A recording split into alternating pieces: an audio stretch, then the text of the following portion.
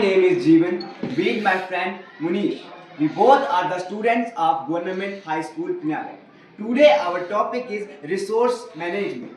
Anything that can be used to satisfy our need is called resource. Also, these resources are not unlimited. And with the population increasing at higher rate, the demand for these all resources is also increased at an exponential rate.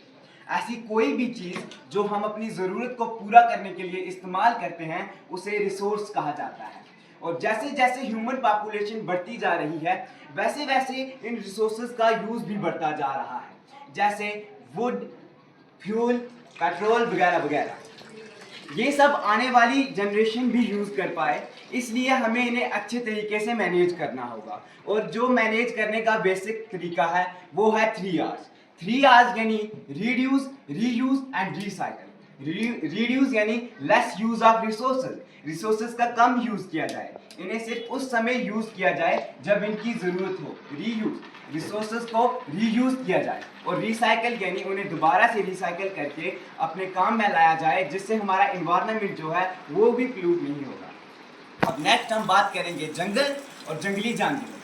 देखो, हम सब लोग forest पे directly या indirectly depend करते हैं। क्यों? क्योंकि हर चीज़ का रॉ मटेरियल जो है वो फॉरेस्ट से ही मिलता है। अब बात करें एनिमल्स की, तो एनिमल्स तो फुली फॉरेस्ट पे डिपेंड करते हैं, लेकिन अब डिफॉरेस्टेशन की वजह से फॉरेस्ट जो है वो काटे जा रहे हैं, ग्रीनरी ख़त्म की जा रही है, इंडस्ट्रीज, रोड्स, बिल्डिंग सेटअप किए जा रहे हैं, लेकिन फॉरेस्ट को जो है वो काटा जा रहा है, जिस वजह से जो जानवर हैं वो बेघर हो रहे हैं। फॉरेस्ट को मैनेज करने के 3 तरीके हैं। 3 तरीके ये हैं कि लेस डिफॉरेस्टेशन, हमको डिफॉरेस्टेशन जो है वो कम करनी है, अफॉरेस्टेशन, ज़्यादा से ज़्यादा प्लांट लगाने हैं और लोगों को प्लांट्स की इम्पोर्टेंस के बारे में अवेयर करना है। जिस तरह इंसान का सबसे इम्पोर्टेंट ऑर्गन हार्ट है, उसी तरह अर्थ का सबसे इम्पोर्टेंट ऑर्गन है प्लांट्स। जो काम इंसान की बॉडी में हार्ट करता है, सेम वही काम प्लांट्स अर्थ के लिए कर रहे हैं। नेक्स्ट हम बात करेंगे इंडस्ट्रीज़ की। इंडस्ट्रीज़ हमारे लिए बहुत फ़ायदेमंद है, क्योंकि हर चीज़ इंडस्ट्री से ही तैयार होके आ रही है। लेकिन इंडस्ट्रीज़ के हमें कुछ फ़ायदे भी हैं और कुछ नुकसान भी हैं। अब बात की जाए नुकसानों की, तो जैसे इंडस्ट्री से जो वेस्ट निकलता है उसे कहाँ डाला जाता है? रिवर या रिवर बैंक्स पे। अब इस वेस्ट में ना जाने कई किस्म के हार्मफुल टॉक्सिक केमिकल्स पाए जाते हैं। जब यही टॉक्सिक केमिकल्स पानी के साथ जा मिलते हैं तो वो उस पानी को भी टॉक्सिक कर देते हैं, जो हमारे यूज़ करने के लायक नहीं रहता, जिस वजह से जो एक्वाटिक एनिमल्स हैं वो भी मर रहे हैं। और वाटर तकरीबन हर काम में यूज़ किया जाता है, कुकिंग, बाथिंग, वॉशिंग, वाटर में हर काम में जो है वो पानी का यूज़ किया जा रहा है, जिसकी वजह से पानी को बचाना भी हमारे लिए बहुत इंपॉर्टेंट है। पानी को बचाने के 3 तरीके हैं, water harvesting, by building dams और वाटर प्यूरिफिकेशन। अब हम बेनिफिट्स की बात करें, वाटर हार्वेस्टिंग के बेनिफिट्स की बात करें तो एक तो इसका ऑटोमेटिक बेनिफिट ये है कि बारिश हुई, लेक्स, वेल्स, पॉन्ड्स में ऑटोमेटिकली वो पानी भरा और हमने उसको यूज़ कर दिया। इसका दूसरा जो बेनिफिट है वो ये है कि ये ग्राउंड वाटर को रिचार्ज करेगा। इसके बाद हम बात करेंगे डैम्स के बेनिफिट्स की। डैम्स में जब वाटर स्टोर हुआ, वो स्टोर हुआ in the form of potential energy.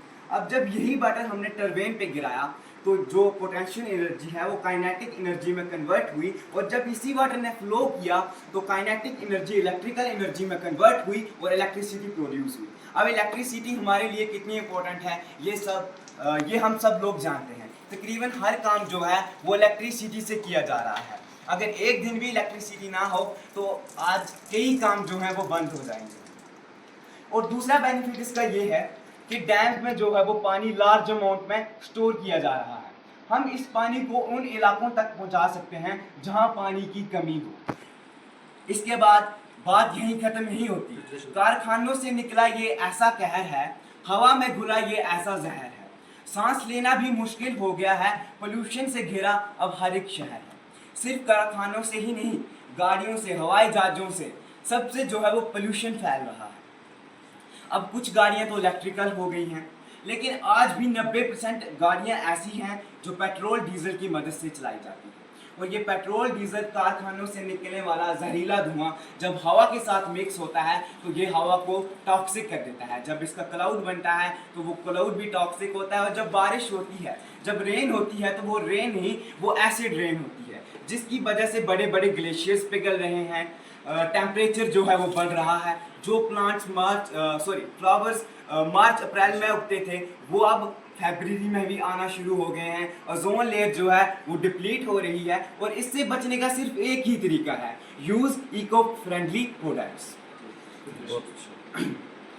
मुझे ये गंदा पानी था, तो हमने पहले इसको बबल्स के थ्रू निकाला, उसके बाद सैंड से और फिर रुई से, तो ये जो गंदा पानी था ये साफ हो गया। ये ही प्रोसेस है वाटर को प्यूरिफाई करने का, और इस प्यूरिफाइड वाटर को हम आसानी से यूज़ कर सकते हैं। मैंने कुछ ऐसे स्टेप्स बताए जिन्हें फॉलो करके हम जो है वो रिसोर्सेज को मैनेज कर सकते हैं। मुझे उम्मीद है कि आप सब लोग इन स्टेप्स को फॉलो करेंगे और रिसोर्सेज को मैनेज करेंगे, ताकि हमारी आने वाली जनरेशन भी इन सब रिसोर्सेज का फ्यूचर में यूज़ कर पाए। थैंक्स। जय हिंद, जय भारत। बहुत अच्छा, बहुत